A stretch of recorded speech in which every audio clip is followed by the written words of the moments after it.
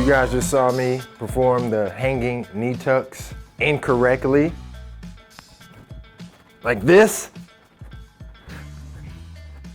Now I know that might look good to some of you guys, but there's some key things wrong with that exercise that prevents you from getting the real results that you're looking for, because this is a pretty advanced ab exercise or core exercise really, and most of it is in your body, in the sense of like you may not be able to see it just looking, but you feel it.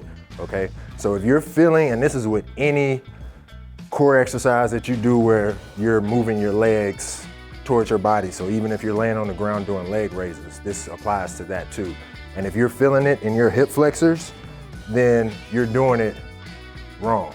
Okay, you should be feeling it coming from the internal, like in here, in your core. You should feel it, and your speed determines a lot of that, and the onset of the movement, like how you engage and what muscles you use to really start that movement is what makes the difference in it. Okay, so you should always start your movement from your core. All right, and not so it should be once you get up here.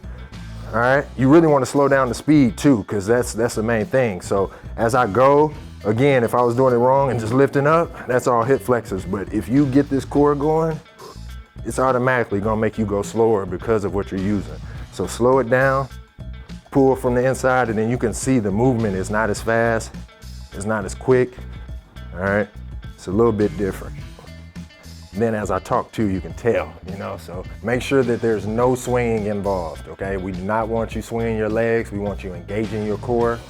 We want you taking your time. It's not a speed race, all right? Take your time during your sets. This way, you will make sure that you're engaging and using the proper muscles so you can get real results. Until next time, train relentless.